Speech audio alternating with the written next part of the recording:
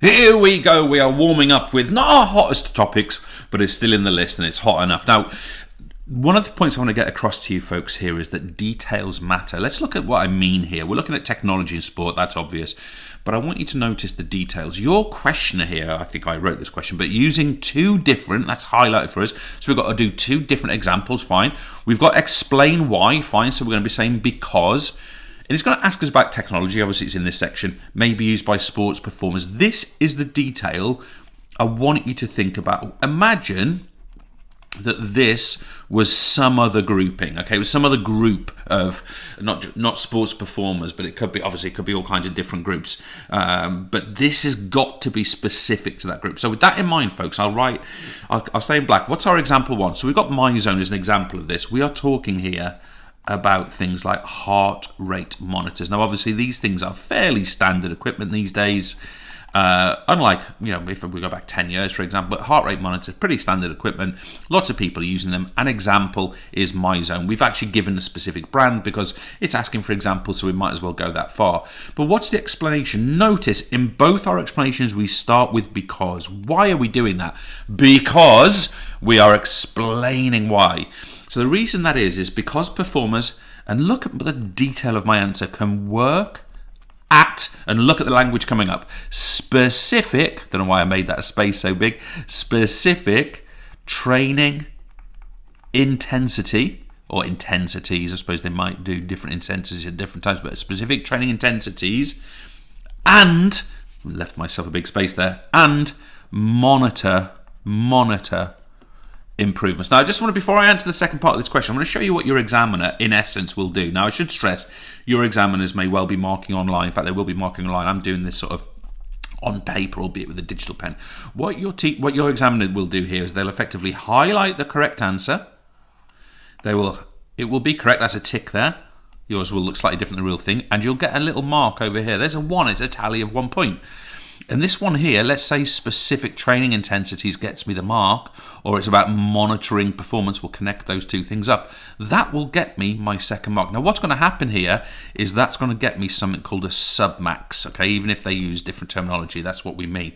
It means that there's no more marks available from example and explanation. I've got all the marks I can there. Obviously, I've now got 2 of the 4 that are available. So now if we look at the second half there, and I think it's worthwhile sort of knowing these things, folks, because if you know these things, you can kind of sort of get in the mind of an examiner. Now, example 2 of our technology, we're using it from paddle. Now, the reason we've chosen paddle here is we'll see later on, this is an emerging sport in the UK.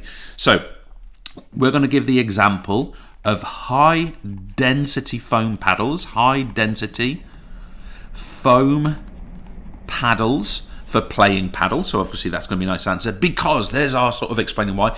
Because performers can increase the power and accuracy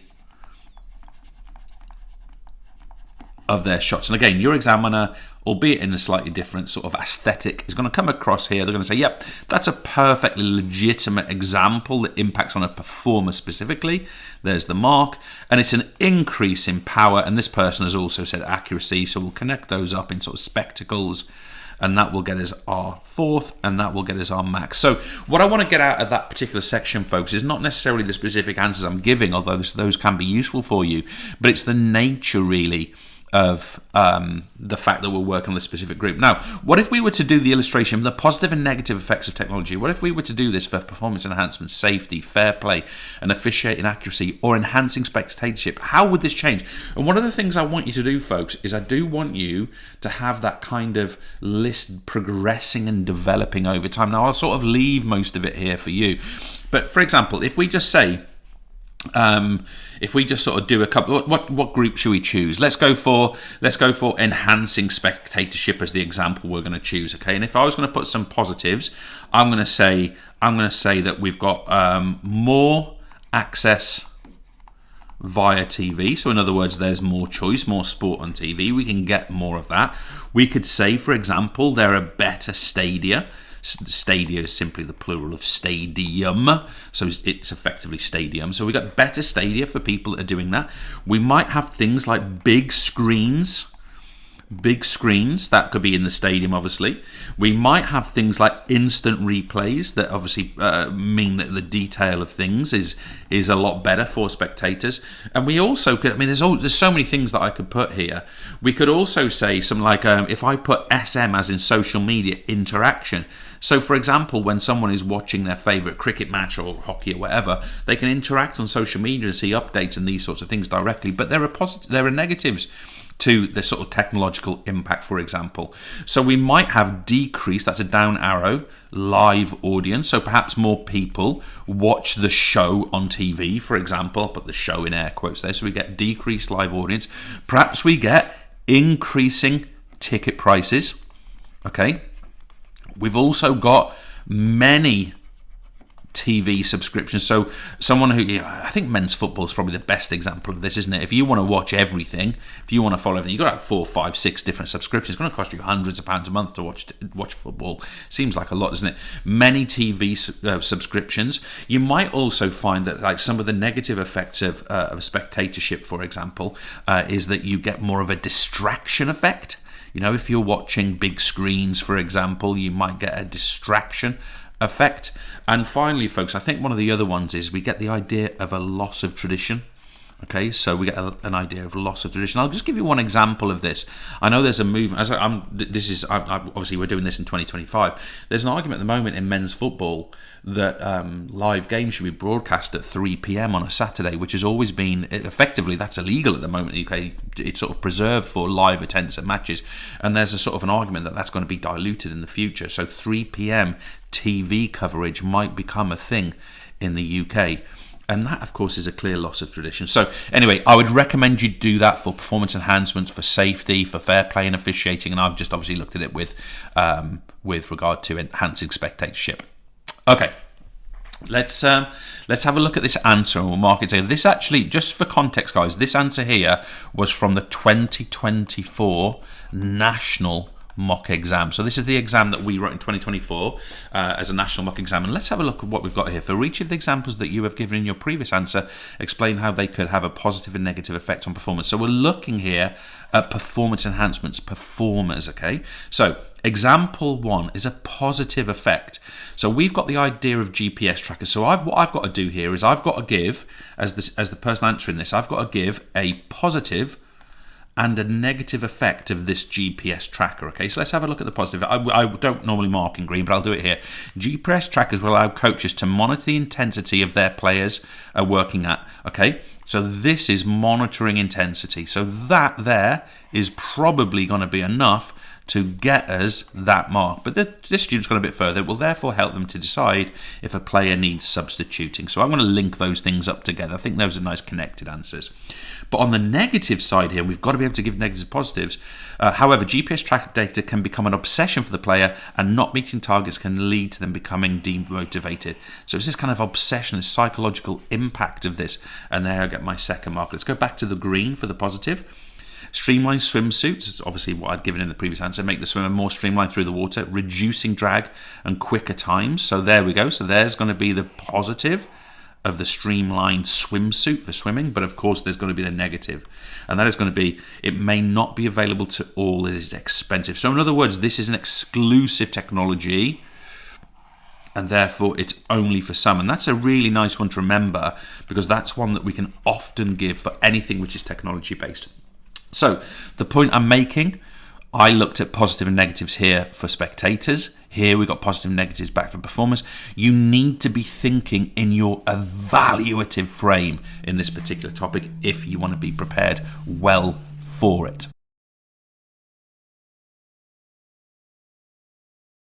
With emerging sports here, this one's quite a sort of a quick summary topic I want to get across to you. It's something that I feel that lots of students are going to miss marks on simply because they're not sure about what sports to talk about. So let's see if we can do this well. So what have we got here? CrossFit is an example of a sport that has grown in popularity in the UK over the last few years. Agreed, is huge. Outline 3 ways to further increase participation. So how do we actually go about increasing popularity? If we're in charge of this sport with a national governing body, what do? We offer taster sessions. You imagine a situation. Can you imagine a meeting for the national governing body for CrossFit, where they're going, right, we could really do with getting this into schools. How can we do that? Let's put some taster sessions into schools, blah, blah. You can imagine that, right? By the way, this little bracket shouldn't be here. We left it in by accident. CrossFit, we use little brackets to show what should be removed for your student notes. The teachers have got the stuff that's in there. They can show you if you want. CrossFit UK could provide more local competitions. Okay, can you see how my answer there is way better with that word local? If you just say more competitions, that doesn't really necessarily show about the growth of the sport. We need to get it into local environments. And CrossFit UK, what could they do? They could train more coaches. Maybe I could have done that answer better. Maybe we could say train more coaches with affordable level 1 qualifications, for example. But what have we got here? Taster sessions. There we go. We've got more local competitions. There we go. What have we got? Train more coaches. There we go. And we end up with our max at that point in there. Now, other things, folks. To answer questions like these, a deep knowledge of CrossFit is not necessary. Rather, lean on your understanding of the factors affecting popularity, which, by the way, we're going to come back to in a second, and the role of national governing bodies in topic 9, okay, organising tournaments, promoting participation. So, guys, one of the things I want you to do is, with your emerging sports, when we get to hot topic 4, which is factors affecting, and what we've just done, NGBs, you've got to go and say, okay, BMX should do the following. It could even be things like dull stuff like insurance policies. It could be things like train coaches. It could be things like competitions and tournaments, etc., etc., etc. The other thing I want to stress to you folks is, can I mention that these are all recognised as emerging sports in the UK? Just look through them, see if you got, which one would you choose to write about? We've got BMX, paddle, we've touched on that in this. CrossFit, we touched on foot golf. If you're not sure what it is, it's basically kicking a football in a golf format. Futsal, indoor football with a slightly heavier, smaller ball. Pickleball, amazing sort of indoor tennis game. Softball, effectively baseball with underarm pitching and a larger ball. Ultimate frisbee, invasion game using frisbee. I love that. I've coached that a lot. Walking football, walking netball. These are sort of for more senior years. I'm getting there. Korfball, one of my absolute favourites. Korf in Dutch means basket, and it's a gender equality sport across males and females. Lacrosse, I'm sure you know. Handball, I'm sure you know. Kabaddi, very, very heavily played in the Indian subcontinent, maybe beyond India, I don't know. And parkour, effectively street run. Yeah, you guys know what it is. And American football, everyone knows what that is. So there are examples that you might be asked about, and obviously lean back on your national governing body knowledge, lean forward when we get there in a moment onto hot topic 4, factors affecting participation.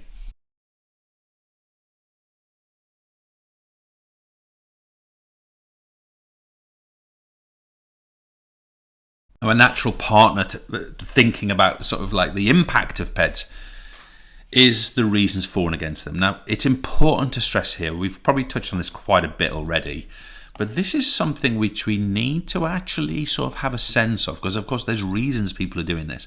So, question: an athlete may choose to take performance enhancing drugs to level the playing field, as mentioned, as they believe others are taking PEDs. So it might be that someone takes one because they think others are. Describe 2 of the reasons that an athlete may choose. They use steroids to increase recovery rate. And we mean by this, it could be from post-training, but it could also be from injury. So let's say from injury. And a classic example is the use of steroids for this purpose. Okay, so we actually, steroids can help someone get back from injury quicker, which of course can have all kinds of financial implications for an athlete as well. They also use them to increase training intensity. Now, if you think, for example, that steroids, I'm sure you can tell me, they help people get more muscular, build muscle mass, all these sorts of things. Well, what's one of the benefits of that? Well, one of the benefits is if you've got greater muscle quantity, tone, definition, of course, you can actually train harder. By the way, this is not meant to be I was talking at the same time, this is meant to be training intensity. Sometimes I find I do that where I'm writing one thing and saying another, and then that other thing comes out. But anyway, that would be a mark for us over here. But increase the recovery rate, of course, would also be a mark. What does that mean? Our best mate Max comes back and we got 2 out of 2 on that particular question. Let's take things further. What are the fors and against of PEDs? Let's see if we can put this in. Well, the fors have all been put in there for us. We've got enhanced performance gain advantage, decreased recovery time from injury, improved fitness, such as like certain certain PEDs can be used to increase stamina. EPO springs to mind, right? Lose weight, that's where our diuretics come in. Train at higher intensity, we just mentioned that. Belief that others are doing it, leveling the playing field. Making more money and getting more sponsorship, not because we're going to lose it, because we're going to win more and get that increased fame, masking injury and dealing with pressure. So all these are reasons why someone might take a PED, but what are the ones that are against this? Well, first of all, there are serious concerns over many performance-enhancing drugs about long-term health risk. Okay, so that is something that needs to be seriously considered. We've also got risk of being caught.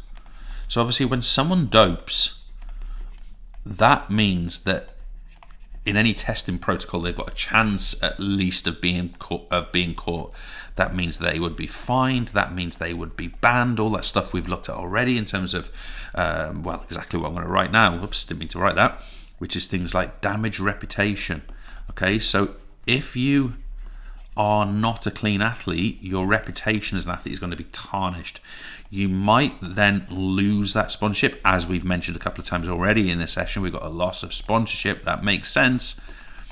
And then finally, we become a negative role model. Okay, and that is something I think it's fair to say that almost everybody doesn't want to happen to them. I think sports people generally, they want to be seen in a positive light, right? And therefore, that's got to be hurtful for a performer that ends up in that situation.